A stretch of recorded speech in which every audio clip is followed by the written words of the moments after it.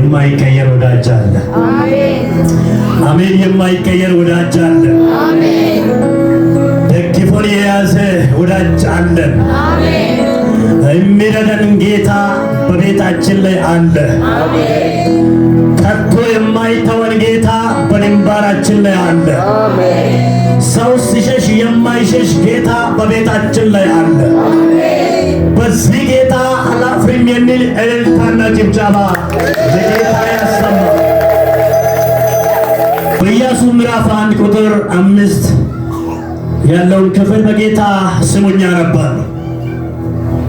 በሕይወትም ዕድሜ ሁሉ ማንም አይቋቋምም። ከሙሴ ጋር እንደሆነ እንዲሁ ካንተ ጋር እሆናለሁ። አልጥልህም፣ አልተወህም። ለአባቶቻችሁ እሰጣችኋለሁ ብዬ የማልሁላችሁን ምድር ለዚህ ሕዝብ ታወርሳለህና ጽና፣ አይዞህ፣ ነገር ግን ጽና፣ እጅግም በርታ። ባሪያዬ ሙሴ ያዘዘውን ሕግ ሁሉ ጠብቅ፣ አድርገው፣ በምትሄድበትም ሁሉ እንዲከናወንልህ ወደ ቀኝም ወደ ግራም አትበል። የዚህ ሕግ መጽሐፍ ከአፊ አይለይ። በኢየሱስ ስም የማይለይ ኃይል አለ። የማይለይ ኃይል አለ። በዚህ ክፍል ላይ የሚናገረው ነገር ምንድን ነው?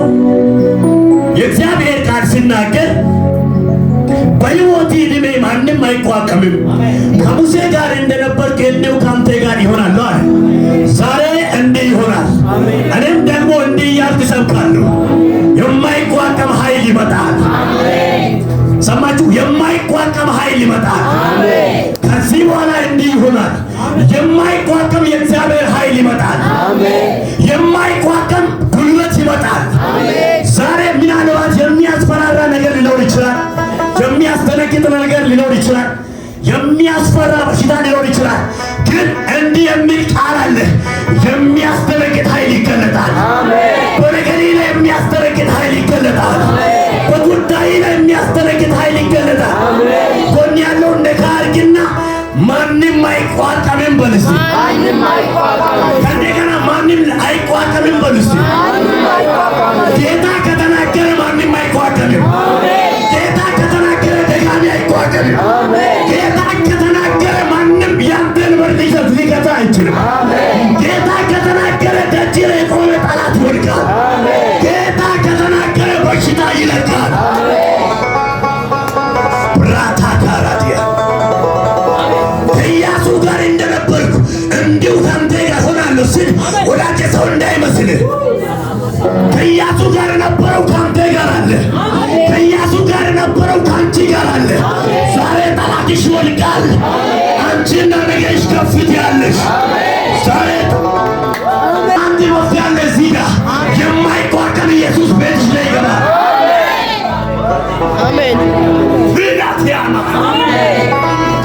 የሚገፋ አለ አይደለም? ስልጣንን ሊወስድ የሚፈልግ አለ አይደለም? ሀዲባና ካታ እንዲህ ይሆናል። የማይገፋ ኃይል ይመጣል።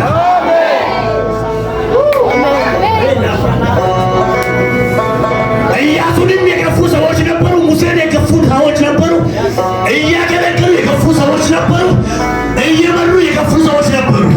ነገር ግን የእግዚአብሔር ቃል ሲመጣ እንዲሆነ ብቻ እግዚአብሔር ካንተ ጋር ይሁን እንጂ እንዳን ይገዛላል። እንዲህ ይሆናል። ትላንትና የናቁህ፣ ትላንትና ያንቋሸሹህ፣ ትላንትና የሚገቡ ሰዎች ብቻ እግዚአብሔር ካንተ ጋር ይሁን እንጂ ይገዛሉ እያለ ይመጣል። እና አሜን በልስ። የሆነ የአሸናፊነት መንፈስ ይሰማኛል።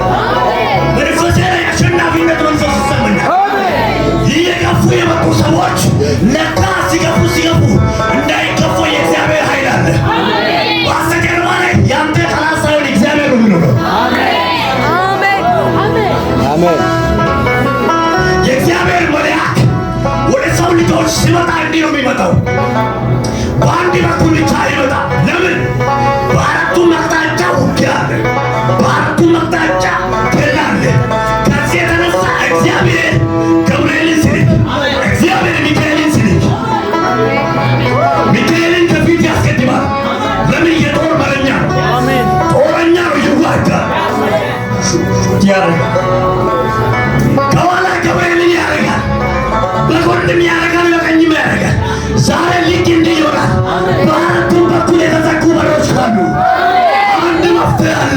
አሜን።